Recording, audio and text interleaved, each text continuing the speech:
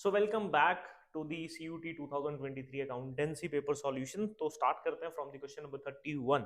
अब हमारे पास फिर से यहाँ पे दो लिस्ट दी गई है, list one and list two. List two में हमारे पास कुछ एक्टिविटीज हैं, तो ऑब्वियसली कैश फ्लो स्टेटमेंट का क्वेश्चन है and employee benefit expenses, dividend received, loan raised. तो हम ना इजी से स्टार्ट करते हैं। हमारे पास मुझे लगता है dividend received, employee benefit expense and proceed from the earthquake disaster, इनमें ना आप हो सकता है कंफ्यूज हो जाओ। बट लोन रेज्ड जो है ना यहाँ पर, ये सबसे आसान वाला पॉइंट है। ठीक है, तो लोन रेज्ड जो है वो ऑब्वियस ही बात है, ये फाइनेंसिंग का पार्ट है क्योंकि आपने फंड रेज किया है यहाँ पे। तो लोन रेज जो है वो पॉइंट नंबर 4। तो सबसे पहले पॉइंट्स को मतलब सॉर्ट आउट कर लेते हैं कि क्या पता दो ऑप्शन खत्म ही हो जाए। तो सी का 1 है पहले में, तो ये नहीं है, this is not our answer. C का 2, सी का 4 एंड सी का 3। ओके, सो हमारा आंसर ही आ गया।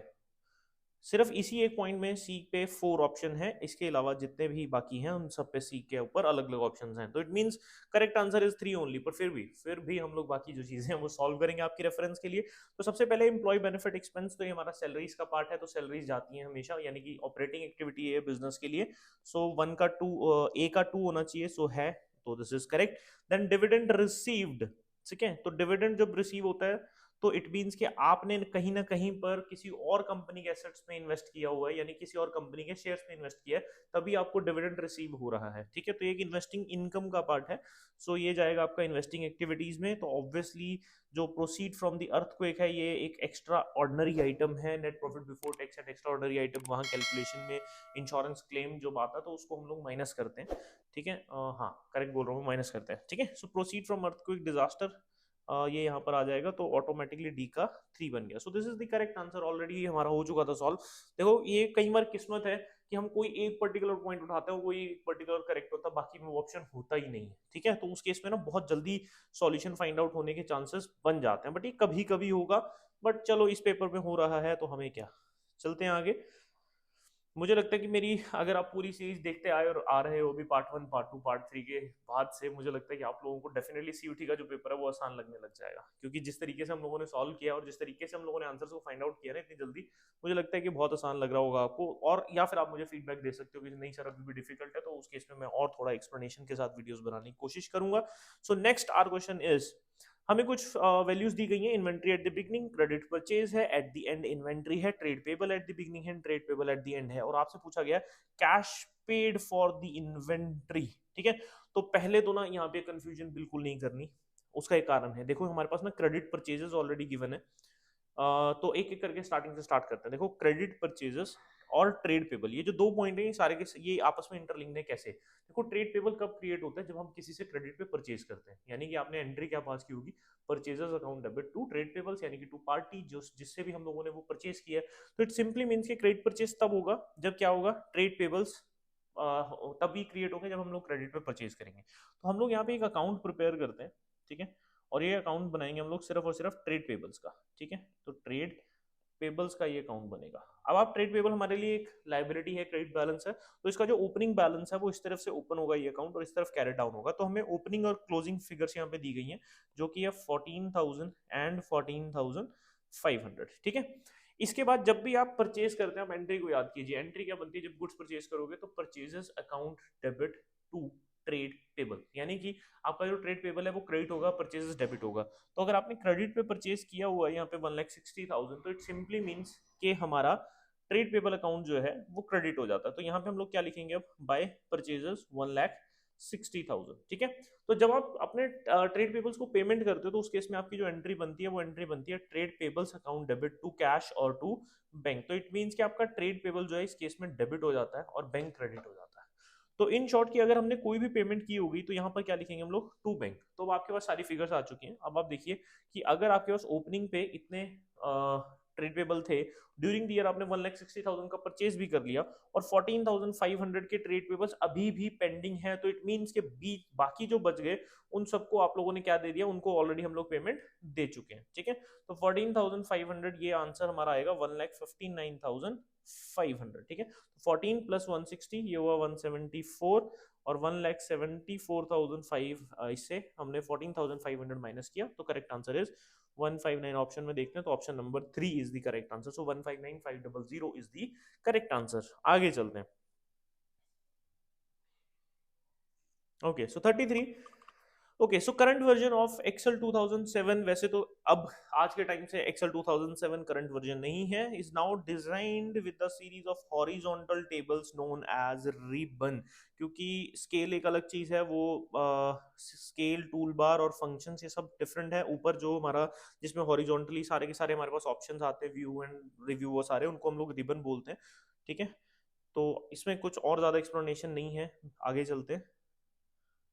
Okay, so next is how in total how many rows are there in a spreadsheet. Spreadsheet basically क्या होती है, जैसे जिसमें हम लोग रोज और कॉलम वाइज, तो जैसे अपने एक्सेल देखा होगा, गूगल शीट्स देखी होंगी, वो सब स्प्रेडशीट का एग्जांपल है। तो स्प्रेडशीट में बेसिकली क्या होता है कि डेटा जो है वो मेंटेन किया जाता है। ठीक है, और इसमें हमसे पूछा जा रहा है दैट मैक्सिमम नंबर ऑफ जो रोज हैं वो कितनी हो सकती है एक स्प्रेडशीट में। तो यहाँ पे ना एक आर्बिट्रेरी नंबर चलता है। अब ये मैं आपको बता देता हूँ कि करेक्ट आंसर जो है वो यहाँ पे 2 रेज़ टू पावर 16 है, जो कि बनता है ऑप्शन नंबर 3। बट जो करंट चल रहा है अभी आज के टाइम पे वो है 2 रेज़ टू पावर 20, जो कि है 10,48,576। रीजन बीइंग कि हमारा जो हमारे से जो पूछा गया है ये एज पर दी 2007 वाला पूछा गया, बट जो लाइक 1987 से 2007 का जो एक्सेल वर्जन है उसमें जो रोज हैं वो है 65,536, 2 रेज़ टू पावर 16। लेकिन उसके बाद 2007 से अपवर्ड जितने भी वर्जन हैं उनमें फॉर्म आर्बिट्रेरी नंबर जो है वो 2 रेज़ टू पावर 20 है। तो जिसमें रोज जो बनती है वो approximately, like exactly, sorry approximately गलत वर्ड है यहाँ पे, 10,48,576 बनती है। ठीक है, सो इसके अकॉर्डिंग हमारा जो करेक्ट आंसर है वो है 65,536। चलो आगे चलते हैं। Next is MS Access. Microsoft Access is a word pressing software. No, word pressing softwares वो सॉफ्टवेयर होते हैं जो किसी भी वेबसाइट को मेंटेन करने या वेबसाइट पे डेटा अपलोड या उसका जो एडमिन पैनल टाइप होते हैं उन सॉफ्टवेयर्स को बोला जाता है। जैसे ई कॉम में सबसे ज्यादा यूज किए जाने वाले सॉफ्टवेयर्स होते हैं वेब वर्ड प्रेस सॉफ्टवेयर्स। फिर आता है प्रेजेंटेशन। प्रेजेंटेशन है आपका पावर पॉइंट एंड ऑल, तो ये भी हमारा एमएस एक्सेस नहीं है। स्प्रेडशीट में आ जाता है आपका गूगल शीट्स और एक्सेल, ये भी नहीं है। सो data base management software is the correct answer. तो पहले 3 हमें पता था कि वो एमएस एक्सेस नहीं है, क्योंकि एमएस एक्सेस जो है, माइक्रोसॉफ्ट एक्सेस जो है वो एक डेटाबेस मैनेजमेंट सॉफ्टवेयर है, यहाँ पे जहाँ पे डेटा को मैनेज किया जाता है, ना कि प्रेजेंट किया जाता है। चलो, वैसे उसमें भी प्रेजेंटेशन का पार्ट आता है, ऐसी बात नहीं, क्योंकि डेटा को एनालिसिस किया जा सकता है। चलो, पर उतना ज्यादा हम लोग डीप नहीं जाएंगे। Okay, so identify the way by which the clauses of partnership deed can be altered. Okay, so partner deed की जो भी टर्म्स एंड कंडीशन है इनमें से किस तरीके से उसको ऑल्टर किया जा सकता है। सो पहला is on the basis of majority partner consent. Majority वाला कोई कॉन्सेप्ट नहीं है हमारे पास। On the basis of registrar of company तो आ ही नहीं सकता, क्योंकि ये तो पार्टनरशिप एक के अकॉर्डिंग मैनेज होने वाली चीज है, तो कंपनी एक्ट का कोई रूल नहीं है इसमें। On the basis of all the partners के कंसेंट से ऑप्शन करेक्ट लग रहा है। एक अगला पढ़ लेते हैं, clauses of can not be alter, ऐसा हो ही नहीं सकता।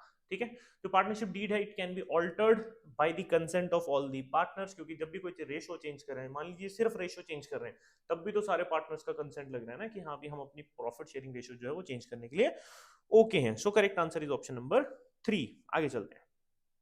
सो next is okay, which of the following option regarding the issue and redemption of debenture is not possible? Not possible, बिना ऑप्शन देखे मैं बता सकता हूँ that redemption on discount is not possible। ठीक है, तो अगर कहीं पे भी redemption at discount आएगा तो वो not possible आंसर होगा। ठीक है, इशू कोई दिक्कत नहीं, इशू प्रीमियम पे भी हो सकता है, इशू पार पे भी हो सकता है, इशू डिस्काउंट पे भी हो सकता है, बट रिडम्पशन सिर्फ 2 तरीके से होती है, एट पार और एट प्रीमियम। डिस्काउंट पे रिडम्पशन नहीं होती।